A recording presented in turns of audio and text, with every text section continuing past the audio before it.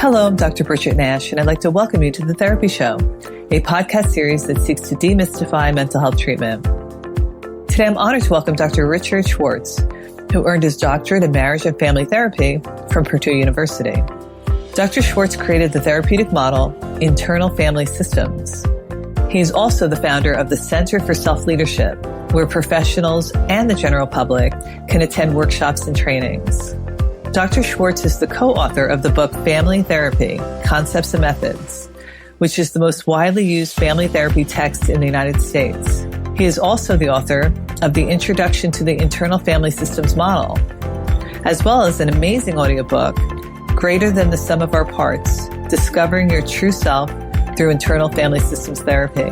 This audiobook uses an experiential approach to understanding internal family systems. Dr. Schwartz, welcome to The Therapy Show. Thank you, Bridget. It's a pleasure. Can you start by telling us a little bit about your personal background and professional development that led you to create internal family systems therapy? I come from a medical family, and I didn't have a head for hard science, so I was a kind of failure at that. But I still had this drive to help people and got interested in therapy and was an aide on a psychiatric unit for many years. It was an adolescent unit. So I would watch these kids in their therapy sessions, which were psychoanalytic, where they wouldn't be talking at all about what was happening in their external lives and their family dynamics. And then I would be with them on weekends when the families would visit, and I would see how the families would shame them and attack them in various ways that was clearly related to their symptoms. And so I began thinking there has to be a better way to do this. And as a result, got interested in family therapy, which this was about 1970 something, 75 maybe. And it was a very new field at the time. So I found a doctoral program in that. There weren't many of them, but I went to Purdue and got a doctorate in family therapy. And I was one of those zealous family therapists that thought we'd found the Holy Grail and that this approach to working with psychology would revolutionize everything. And to some degree, that was true. But my efforts to prove it, I got a job at a research institute in Chicago about 1980, decided to do an outcome study with bulimia, which was a very new syndrome at the time, and gathered together 30 bulimic kids and their families with a colleague named Mary Jo Barrett, and tried to prove that this family therapy could do most everything. And unfortunately, my clients didn't cooperate. And so out of frustration, I began asking them questions about what was happening inside of them that kept them going, even though we had reorganized the families just the way the book said to do it. And they started talking about these, what they called parts, these different parts of them. They would say, when something bad happened in my life, this critic would attack me inside and call me names. And then that would bring up a part that felt totally worthless and empty and alone. And then that was so distressing to be in that state that almost to the rescue would come a binge part that would take me out of my body and get me away from the pain of that. But then the critic would come back and attack me for binging, and then that would bring back that worthless part. So they were in a kind of vicious circle that sounded familiar to me as a family therapist, these escalating sequences of interaction among different members. In this case, they were internal family members. And so I began applying family therapy technique and systems ideas to this inner system that I was learning about. So that was the inception of it. And again, that was about 35 years ago. And thing has sort of taken over my life. So how would you briefly explain internal family systems to a non-professional? If anybody's seen the movie Inside Out, that's a good depiction of what we call parts. If something's happening in your life, you're facing some kind of dilemma, most everybody will be aware that there's a voice that's urging you to do it and another voice that's very cautionary inside, telling you it's too scary, don't do it. And for us, those are just examples of two different, in other systems are called subpersonalities, that will battle constantly inside of us around different things. And then there are other kinds of parts that, for example, parts that scan for danger, or parts that want you to take care of everybody, and then they get polarized with the parts that want you to have a life of your own, and so on. So we have all these inner conflicts, and they aren't just, it turns out, if you actually focus on them, they aren't just ephemeral thoughts and emotions, but they're emanating from these little inner personalities. And we call them parts because that's what clients call them. It's the most user-friendly word. And that is how we live our lives. That's what we call thinking, is usually a dialogue among these different parts about what to do next. So as I learned about that, and some of them, again, cause trouble in our lives and seem quite destructive, I got curious about all of that, and it turns out that we all have them. It's the nature of the mind to be subdivided that way. It's natural to be a multiple personality in that sense, that people with that diagnosis of multiple personality disorder are no different than everybody else, except that theirs got exploded by this horrible trauma they suffered, but that we all have these inner personalities. And the other side of the model that I just stumbled into, which has become kind of the centerpiece, is that as these inner personalities calm down and stop their conflicts and open space inside and relax, there's this other essence of us that emerges spontaneously that I call the self, that has all these wonderful leadership qualities, and like also has a wisdom about how to relate to these parts in such a way that they actually transform and heal. That's in everybody also, and it can't be damaged. In other spiritual systems, it's got various names like the soul, or Buddha nature in Buddhism, or Atman in Hinduism, or virtually every spiritual tradition has a word for it. Almost no psychologies do. But I found a way to access that in people very quickly. So when I'm working with somebody, I'll start by accessing their self and then have the self do the interaction with the parts. Often clients will do it on their own. They'll basically be able to step back and be quiet while they're actually having these inner dialogues that are quite healing. And can you explain a little bit about managers, firefighters, and exiles? As I was exploring all this, I'm a systems thinker, and so I was looking for a way to categorize these parts. So I was looking for distinctions among them, and the primary distinction that leaped out back then, is held up as the primary one, was between parts that are very vulnerable, what often is called the inner children, and get hurt by traumas and the bad things that happen in our families, and shift. When they're not hurt, they're usually these delightful inner children that give us a sense of curiosity and creativity and awe at the world. But when they get hurt, they get what we call the burden of pain or shame or terror that attaches to them, and we don't want to have to experience them anymore. And so we lock them up inside, some form, try to stay away from all of that. So we call those exiles. The act of exiling them actually is hurtful to them too. So it's sort of like insult to injury. The injury was the original pain of the trauma, and then they're insulted by being abandoned by us and locked up. And we try to move on in our lives and leave all that. And we think we're leaving behind just the memory, sensations, emotions, and beliefs from the trauma, not knowing that we're actually abandoning our most playful, delicious parts. When you get a bunch of exiles, then life becomes a lot more precarious, because anything can trigger them. And when they get triggered, their flames of emotion can overwhelm you and take you back into those bad times and incapacitate you. So to deal with that, there's a set of protective parts that try to manage your life so that you don't get triggered and try to control everything. And so we call those managers. That's the role they get stuck in. They also might try to make you take care of everybody so that they don't reject you, or they'll become the critics who will blast you if you make a mistake, or try to goad you into looking perfect, performing well.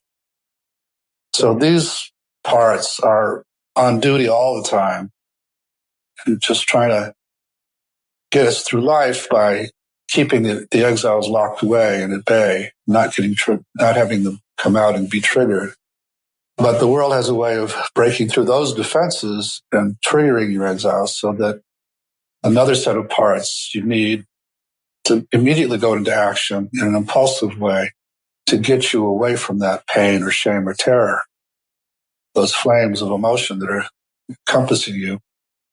And so we call them firefighters. They're fighting those fire of the exile's feelings. And they'll do it in, as I say, impulsive or extreme ways, often to get you higher than the flames or to distract you until they burn themselves out, to get you out of your body. And some of those firefighter activities are what we call addictions, or the kinds of things that can screw up your life.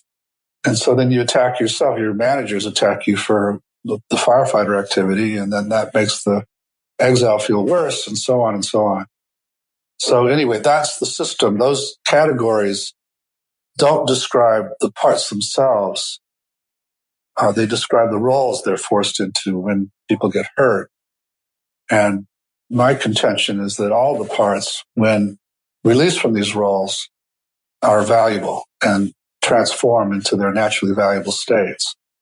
Those are the parts that we work with, but they're separate from the self. The self is a whole different kind of essence that blends with them so that you're not even aware of this self in there. But as they open space, as they separate, self comes forward. So when and how did you realize that internal family systems would be an effective new form of therapeutic intervention? I got the big picture pretty early.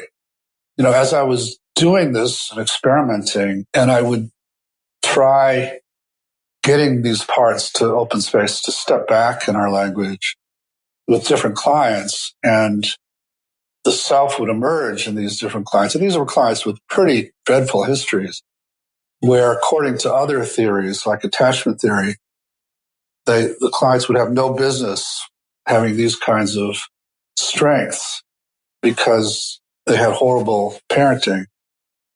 But I was finding that it was like the same person would emerge and would have what we call the 8 C's of self-leadership, which include curiosity, calm, compassion, confidence, creativity, courage, clarity, and connectedness, would have some version of those qualities spontaneously just by having these parts give space inside. And it was the same person in all these clients that clearly hadn't been damaged at all. So when I got that, and that might have been 1984, somewhere around there, I saw the potential of this, because if this turned out to be true, if this is who we really are, and it can be accessed this quickly, that would change everything, not only in psychotherapy, but in all kinds of human endeavor. And it turns out it is true. And so 35 years later, people are starting to catch on to that. It's been a long selling job and long haul for me, but it does change everything. But I got the big picture of it early on, like I'm saying, and the idea that these parts aren't what they seem, and they can and they want to transform, and they're all valuable. All of that I got pretty early. And then I was thinking, boy, I hope somebody comes along who can take this where it's supposed to go. Because I'm just a little kid. At the time I was maybe 33, 34, and not all that mature. And I was still waiting for that person. So it turns out it had to be me. And I've had to work on myself to try and grow into that role. Who is internal family systems most effective for, and why should people choose an internal family systems intervention? Well, we use it with virtually every sort of diagnostic category. There are some contraindications, but they don't have to do with the diagnosis. They're much more around the safety of the client's external world and so on, things like that. So I just presented at our annual conference, for example, on IFS and schizophrenia, where what people have thought have been these voices are really just parts that are in extreme roles. If you, instead of fighting them or trying to medicate them out of existence, you listen to them and help them calm down, then people with that diagnosis do a lot better. It's therapy that seems to work well for most syndromes. We have studied it with rheumatoid arthritis. So it works also with many medical kinds of issues, because the arthritis patients, not only did they feel less depressed and anxious, but the physical manifestation of their arthritis got much better, to the point where some went into complete remission. And we've also now studied it with PTSD and had quite amazing outcome. Probably the best outcome anybody's gotten so far on a pilot study with only 13 patients. And we work with a lot of people with kind of garden variety neuroses too. I would think that somebody with a medical condition and pain, that's the body trying to tell them something or speak to them in a way. Well, I would phrase it a little differently. So in my system, the body itself isn't really talking. The body is just the body. But our parts will use the body to try and get messages through to us, or to try and screw our body up so that because they're angry at us, because we're not listening to them. So that's what we found with the arthritis patients. When we had them focus on their pain and get curious about it rather than hate it, and ask the pain itself questions, the parts that were using the pain would do the answering. And the answers were usually, the profile of the arthritis clients, this was at Brigham and Women's Hospital in Boston, were Irish Catholic mothers who had these massive caretaking parts that wouldn't ever let them take care of themselves. And so when we had them focus on the pain and listen to it, they were hearing about that, and they were hearing how angry these parts were that they never did take care of themselves. And as we worked that out, so there was more space for these assertive parts to have in their lives, the arthritis got hugely better. From my perspective, when parts aren't listened to, there aren't that many things they can do about it. But one thing they can do is find whatever medical conditions you have and exacerbate those, or even start new ones. How can a client know if their therapist is proficient in IFS? We do certify IFS therapists, which means they've gone through a certain level of our training and then submitted a video to show that they know what they're doing and had some supervision. So there's a directory on our website, which is selfleadership.org, that has the names of everybody who's been through the trainings, and then there's whether they're certified or not. So that's, I think, probably the best way. But also, if you're seeing somebody who calls themselves an IFS therapist, you should sense their self. So a lot of the training involves helping therapists access this place of compassion and curiosity and calm and so on. And if you don't sense that, then they're not real. If you sense them being in anxious parts or judgmental parts or anything like that, then they're not doing good IFS. That makes sense. So what's the average length of treatment for somebody seeing an internal family systems therapist? Well, there's an enormous range. A lot just depends on the chronicity of their abuse or their backgrounds. So the PTSD study, for example, it was 13 clients, each got 16 sessions, I believe. And by the end of it, only one client still qualified for having PTSD. So they got better in terms of the symptoms very quickly, but many of them kept going because even though they were functioning better, they still knew they had lots to heal in terms of parts stuck in the past in various dreadful places. And that we're good at that. We just keep going. So it can go from like 16 sessions or even less if it's one specific kind of issue to, there are clients that I'm still seeing after several years, but they had horrific abuse in their lives, like on a daily basis. And they're increasingly doing better, but there's still lots more to do. And so this is a very healing kind of enterprise. It's not, let's just get to know these parts and be nice to them. Let's instead go to them, get them out of where they're stuck in the past, unload the burdens of feeling and belief they carry, and help them transform. And so we'll go as long as clients want to. And I have clients that'll do a piece of work for several weeks and then take a break and then come back. And so I'm still working on parts of me, and I've been at this 30-some years. And I'm in my second marriage, and my wife helps me access a whole new set of parts that I didn't know were there.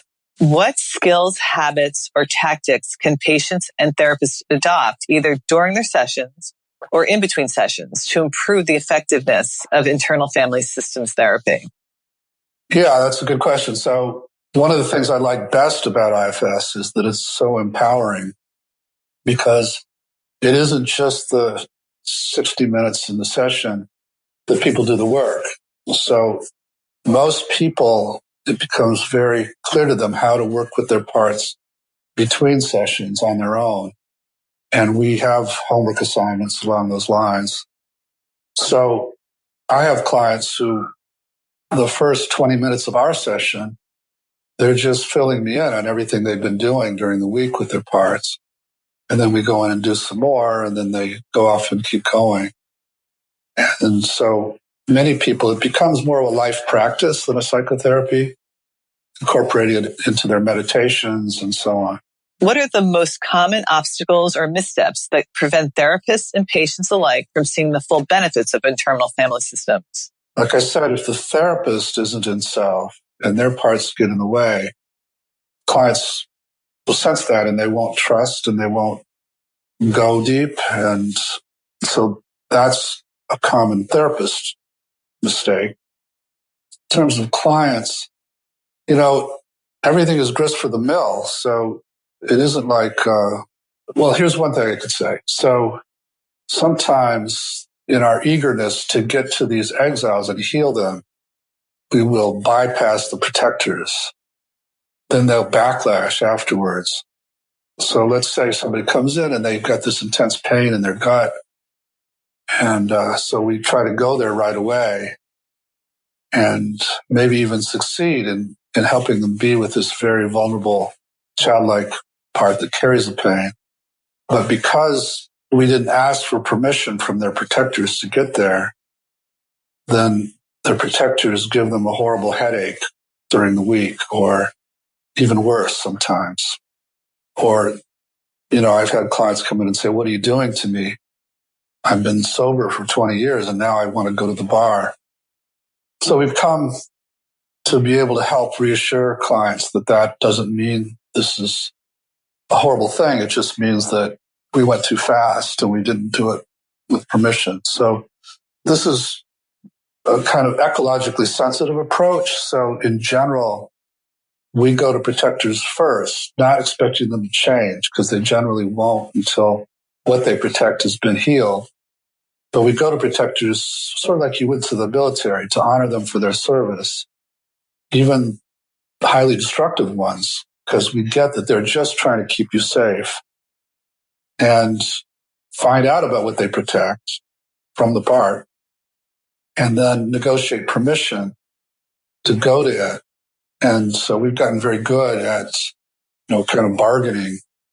We know the common protector fears about letting us go to exiles. And so we know how to address each of those fears and get permission. And so ideally, there wouldn't be the backlash because we did this in an ecologically sensitive way.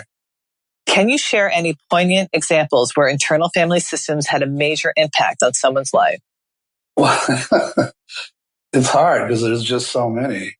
I can talk about the schizophrenic kid that I presented at the conference. So he was 26 and had been paranoid since he was, he took some acid, LSD, before he graduated college and kept having these paranoid episodes, which would he would wind up in handcuffs and taken to hospitals and voluntarily 3 times. And just his life was a mess. He was living at home, not doing much.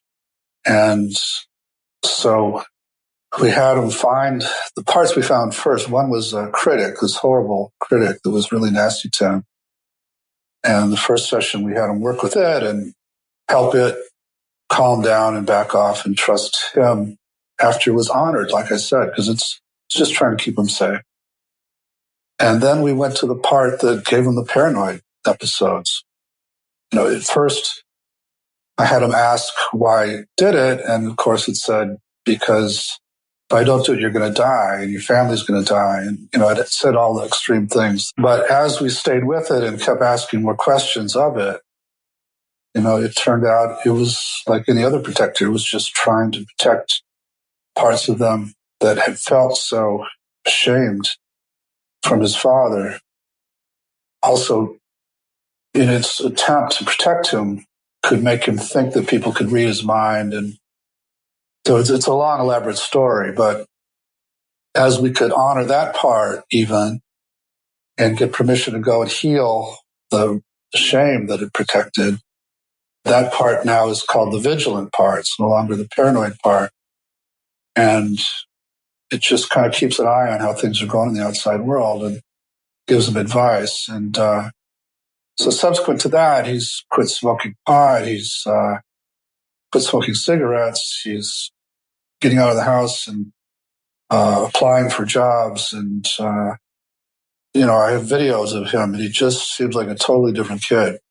Before we worked with the paranoid part, he seemed totally flat and would hardly move when you would talk to him. And in the later sessions, he's just very animated and full of life. So that's just one example. That's a great example. So if you had a magic wand and could improve one thing about the mental health system, what would it be? It would be 2 things, if that's okay. Sure. One would be that they would quit encouraging people to battle with these parts that are causing them trouble. So, for example, I come from the eating disorder field where the state of the art is to teach eating disorder clients to defeat ED is the language, ED being eating disorder. And so you pit your client against the part that's trying to protect them by giving them anorexia or bulimia or whatever it is, which only makes those parts stronger. And ED will kick your ass. The death rate for anorexia is extremely high because anorexic parts will win. They'll kill you to save you. So that would be one, would be to honor instead of attack parts. And then the second would be to realize that the self is in there, that you don't have to teach clients how to deal with their emotions. And you don't have to do all this, what's called teaching grounding skills or affect regulation skills, that they already have a self in there that can do all that. It's just covered over, but it can be released. But to do that, a therapist has to be in self. I agree. So how can my audience learn more about internal family systems, either online or in print? Online is our website again is selfleadership.org. And on that website is a store in which there are many, many books and articles and meditation CDs and all kinds of stuff they can access. Dr. Schwartz, on behalf of myself, my listeners, and all of the people that you've helped in your work, I want to thank you for your contributions to mental health treatment and for taking the time out of your busy schedule to help me and my audience better understand the field of internal family systems. And to my listeners, please be sure to check out my website, therapyshow.com, which has many resources about mental health. There you will also find how to submit questions, stories, or insights that you have about the mental health system, or suggestions about who else I can interview and how I can improve the show. I'd like to close by reminding our listeners to please subscribe, share, and review this podcast so that you, someone you love, and people around the world can gain more benefit from therapy. There is no need to suffer in silence. Get the help that you need to create the life that you want.